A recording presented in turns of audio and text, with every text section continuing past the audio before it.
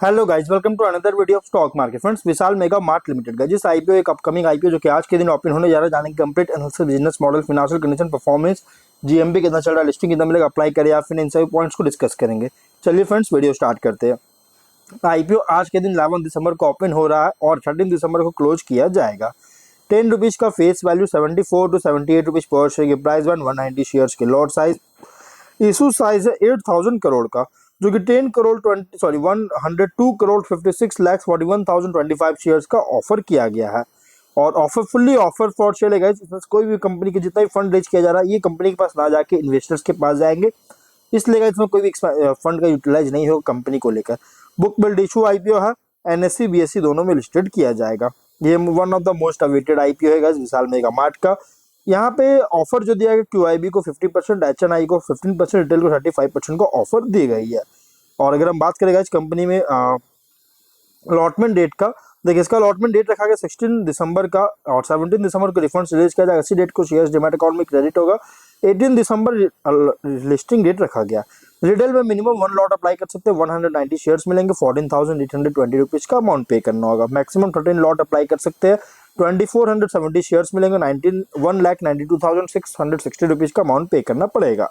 ऐसा एचएनआई मतलब small HNI को मिनिमम 14 लॉट्स अप्लाई कर सकते हैं, 2660 शेयर्स मिलेंगे, 2,07,480 रुपीज का पे करना होगा। मैक्सिमम 67 लॉट्स अप्लाई कर सकते हैं, 12,730 शेयर्स मिलेंगे, 9,92,940 रुपीज का अमाउंट पे करना पड़ेगा। Big HNI minimum 68 lots apply कर सकते हैं, 12,920 शेयर्स मिलेंगे, 10,07,760 रुपीज का अमाउंट पे करना पड़ेगा। कंपनी का प्रोमोटर सम्यक services LLP, Kedaara capital fund 2 LLP इसके प्रोमोटर है। प्री इशू होल्डिंग 96.46% का, पोस्ट इशू 76.02% का होल्डिंग देखने को मिल जाएगा। तो लगभग अराउंड 20% का स्टेक जो सेल कर रहा है, ऑफर फॉर सेल के थ्रू फंड रेज किया जा रहा है, सेल किया जा रहा है।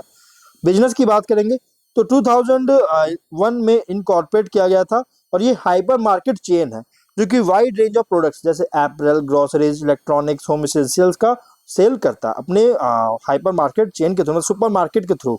और कंपनी का खुद का ब्रांड है और थर्ड पार्टी ब्रांड्स भी ओन कर रखा है जिससे कस्टमर्स के एवरीडे नीड्स को मीट कर सके। Company wide range of products जो कि एपरल, जनरल मर्चेंडाइज, एफएमसीजी जिसमें इंक्लूड है clothing, home furnishing, travel accessories, kitchen appliances, food, non food items, staples के लिए अलग अलग ब्रांड्स का जो है सो यहाँ पे ऑफर करती है। और कंपनी ज्यादातर मिडिल और लोअर मिडिल इनकम पीपल को जो है सो टारगेट कर रही है पैन इंडिया नेटवर्क के थ्रू, जो कि अराउंड 645 में विशाल मेगा मार्ट स्टोर्स है। और ये जो डेटा है 30 सितंबर के डेटा के अकॉर्डिंग है। और इनका विशाल मेगा मार्ट एक मोबाइल एप्लीकेशन भी है और वेबसाइट भी है। और 30 सितंबर के अकॉर्डिंग डेटा के अकॉर्डिंग इसका लगभग 28 स्टेट्स और 2 यूनियन टेरिटरीज मतलब कि all over pan India presence है, जो कि 414 सिटीज को कवर कर रहा है, इसमें प्रेजेंस है। और ये जैसे एसेट लाइट बिजनेस मॉडल पर ऑपरेट कर रहा है और डिस्ट्रीब्यूशन सेंटर्स और स्टोर्स भी लीज पर लिया गया है, सभी जो है लीज पर लिया गया है, ले रही है। और प्रोडक्ट जो मैन्युफैक्चर किया जाता है थर्ड पार्टी वेंडर्स के थ्रू और थर्ड पार्टी ब्रांड्स से जो सोर्स करती है। मतलब कि कंपनी खुद मैन्युफैक्चर कुछ नहीं करता, बस एक तरह की हाइपर मार्केट है जहां पे सेल करता है प्रोडक्ट्स को। जैसे एक तरह समझिएगा कि मॉल की तरह काम करती है, सुपर मार्केट की तरह काम करती है। और 37 इसी डेटा के अकॉर्डिंग इनका डायरेक्ट लोकल डिलीवरी सर्विस भी और मैनेज किया जा रहा है इनके एम्प्लॉयज के द्वारा, ना कि थर्ड पार्टी के द्वारा, जो कि 6.77 मिलियन रजिस्टर्ड यूजर्स है और अवेलेबल है 600 स्टोर्स में, जो सो अवेलेबल है लगभग इंडिया के 391 सिटीज को कवर करती है। ये कंपनी जो सो रैंक किया था one of the top 2 offline first diversified retailers India में। और इसी डेटा के अकॉर्डिंग 16,537 एम्प्लॉयज कंपनी में काम कर रहे थे। ब्रांड्स के, खुद के ब्रांड्स के पोर्टफोलियो की बात करते हैं, अप्रैल में क्लासिक्स, फैशन, डेनिम और एथनिक है। और जनरल मर्चेंडाइज में कैंडम, home appliances, home select, home finery है। एफएमसीजी में savoury products, staples, home care है। स्ट्रेंथ की बात करें तो कंपनी जो है लगभग लार्ज और ग्रोइंग सेक्शन जो है इंडियन पॉपुलेशन का इसको सर्व कर रहा है। कस्टमर सेंट्रिक अप्रोच जो कि रिजल्ट दे रहा है large and loyal customer base में। डाइवर्स एंड ग्रोइंग पोर्टफोलियो है ब्रांड्स का पूरे प्रोडक्ट कैटेगरीज में। पैन इंडिया प्रेजेंस है, ट्रैक रिकॉर्ड है सक्सेसफुल स्टोर ग्रोथ का। जहां भी स्टोर्स को लॉन्च किया वहां पे बहुत अच्छी ग्रोथ देखने को मिला, ट्रैक रिकॉर्ड देखने को मिल रहा है। टेक्नोलॉजी इनेबल्ड और सिस्टम्स ड्राइवन ऑपरेशंस है। प्रोफेशनल और एक्सपीरियंस मैनेजमेंट टीम है, ट्रैक रिकॉर्ड भी है डिलीवरिंग रेवेन्यू प्रॉफिट ग्रोथ और कैपिटल एफिशिएंसीज का। वहीं अगर हम बात करेंगे फिनेंशियल का, तो 22 में एसेट्स था 8217 करोड़ का, फर्स्ट हाफ 25 में 9551 करोड़ का, लगातार इंक्रीज करता हुआ देखने को मिला। 23 में थोड़ा सा सफर किया था, एवरेज ग्रोथ था, लेकिन उसके बाद बहुत अच्छी ग्रोथ हुआ। रेवेन्यू की बात करेंगे तो 5653.8 करोड़ का था, 22 में 202.7 करोड़ का प्रॉफिट था, 23 में 7618.8 करोड़ का रेवेन्यू, 321 करोड़ का प्रॉफिट, 24 में 8945 करोड़ का रेवेन्यू और 461.9 करोड़ का प्रॉफिट है। फर्स्ट हाफ 25 में 5053.4 करोड़ का रेवेन्यू, 254 करोड़ का प्रॉफिट है। और अगर हम इसके नेटवर्थ की बात करें तो 4849 करोड़ का था 22 में, 25 के फर्स्ट हाफ में 5923 करोड़ का। और अगर हम बात करें रिजर्व सरप्लस का तो 321.8 करोड़ का था 22 में, और 25 के फर्स्ट हाफ में 1390 करोड़ का। यहाँ पे गाइस रेवेन्यू में भी इंक्रीज का स्टेबल ग्रोथ है, बहुत स्ट्रॉन्ग ग्रोथ हुआ है, प्रॉफिट में भी अच्छी ग्रोथ देखने को मिल रहा है। यहाँ पे डेट 23 तक था 133.5 करोड़ का, 24 में या फिर 25 के फर्स्ट हाफ में कोई भी डेट देखने को नहीं मिला। एक बहुत ही पॉजिटिव साइन है इसकी कंपनी पर डेट बिल्कुल भी नहीं है, डेट फ्री कंपनी है। रिटर्न ऑन कैपिटल एम्प्लॉयड 68.76% का, रिटर्न ऑन नेटवर्थ है 8.18% का, price to book value 6.23 times का, पीएटी मार्जिन 5.18% का, पी रेशियो 76.13 टाइम्स का देखने को मिल रहा है। पी रेशियो थोड़ा ज्यादा है। अगर हम इसके कुछ और रिस्की पॉइंट की बात करें तो फुल्ली ऑफर फॉर सेल है, मतलब कोई भी मनी जो है सो शेयर सेल के थ्रू मतलब कि मॉब अप किया जा रहा है, और ये जो है सो सेलर्स के पास जाएंगे, ना कि कंपनी के पास, जिससे ग्रो में हेल्प मिल सके। जो मैंने ऑलरेडी बताया था, जब मैंने इसके ऊपर जब मैंने इस पर कुछ टाइम पहले मैंने इसके डिटेल्स पर बात की थी। कंपनी सब्सिडियरीज डायरेक्टर्स प्रोमोटर्स कुछ सर्टन लीगल और प्रोसीडिंग्स में इन्वॉल्व है। अगर जजमेंट इसके अगेंस्ट होता है तो बिजनेस प्रोस्पेक्ट्स को डेट्रीमेंटल कर सकता है।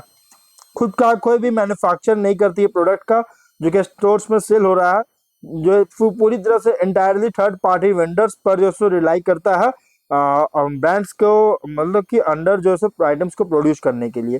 इन वेंडर्स जो है सो ये strict specifications, quality, design, manufacturing standards को भी जो है मीट करने पर भी जो एक्सपेक्टेड होता है। अगर ये मीट नहीं कर पाती है अप्लायंसेस वगैरह को, स्पेसिफिकेशन वगैरह को, तो गाइस कंपनी के जो पार्ट है इसको फेलियर हो सकता है, निगेटिवली कंपनी के ऑपरेशंस और फिनांसेस को अफेक्ट कर सकती है। सिग्निफिकेंट पोर्शन ऑफ रेवेन्यू जो है उत्तर प्रदेश, कर्नाटक, असम, ये 3 स्टेट्स के स्टोर से जनरेट करता है। अगर कोई भी एडवर्स डेवलपमेंट होता है इन स्टेट्स में तो इसके ऑपरेशन को डिस्टर्ब कर सकता है, रेवेन्यू जनरेटिंग कैपेबिलिटीज को भी निगेटिवली इम्पैक्ट कर सकती है। कंपनी जो है 2 डायरेक्टिव्स जो है सो रिसीव हो चुका है ईडी से इंफॉर्मेशन के लिए रिक्वेस्ट के साथ, जो सो 2 डायरेक्टिव्स जो सो रिसीव हो चुका है, और ये हुआ था फर्निश इंफॉर्मेशन को फर्निश करने में, डॉक्यूमेंट्स को फर्निश करने में, जो कि इन्वेस्टिगेशन के लिए जरूरी था, और कंपनी के वर्किंग्स में जो सो लगभग जो रेट पड़ चुका ईडी का। और इसलिए गाइस अगर कोई भी एडवर्स आउटकम होता है इन इन्वेस्टिगेशन को लेकर तो पॉसिबिलिटी है कि पेनाल्टीज लगाया जा सकता है। अब इसका रिजल्ट नहीं आया है एडी का जो रेट पड़ा था उसको लेकर। और कंपनी जो है निगेटिव कैश फ्लो पास्ट में एक्सपीरियंस कर चुका है, जो कि फ्यूचर में भी जो सो कर सकती है, और इससे वर्किंग को जो डेट्रीमेंटल कर सकता है। और 30 सितंबर 24 के अकॉर्डिंग इसका लाइबिलिटीज जो है 60.6 करोड़ का था, और जो कि अगर इसको लाइबिलिटीज मटेरियलाइज होती है, अगर होती है तो फाइनेंशियल कंडीशन को भी अफेक्ट कर सकता है। तो ये कुछ रिस्की पॉइंट भी है। जीएमपी 20 रुपीज का 78 का प्राइस में 98 रुपीज पे लिस्टिंग होने के चांस है, 25.6% का लिस्टिंग मिलने की उम्मीद, जो कि लिस्टिंग ठीक ठाक मिल रहा है, कोई खास लिस्टिंग नहीं मिल रहा है। ये एक तरह से ओवरऑल अगर देखें तो वन स्टॉप डेस्टिनेशन है मिडिल और लोअर मिडिल इनकम कस्टमर्स के लिए पूरे इंडिया में। स्टेबल ग्रोथ है, और यहाँ पे अगर देखा जाए तो जिस तरह से ट्रेंड्स फॉलो हो रहा है तो यहाँ पे कह सकते हिंट दे रहा है कि इस कंपनी में ट्रेंड्स को फॉलो कर रही है। इसलिए आप अप्लाई करना चाहते हैं तो मीडियम टू लॉन्ग टर्म में कंसीडर कर सकते हैं। कोई भी डिसीजन लेने से पहले अपने खुद के रिस्क पर ही डिसीजन लीजिएगा। मैं कोई आपको रिकमेंड नहीं कर रहा हूँ, बल्कि मैं सिर्फ अपने ओपिनियन बता रहा हूँ उसके इस कंपनी के डिटेल्स को लेकर, जो ऑलरेडी कंपनी ने मेंशन किया, मैं आपको रिकमेंड नहीं कर रहा हूँ। अपने रिस्क पर ही डिसीजन लीजिएगा। और गाइस अगर अप्लाई करेंगे तो अपर प्राइस में 78 रुपीज पे अप्लाई कीजिए, तो ये आपको अलॉटमेंट के चांसेस होंगे।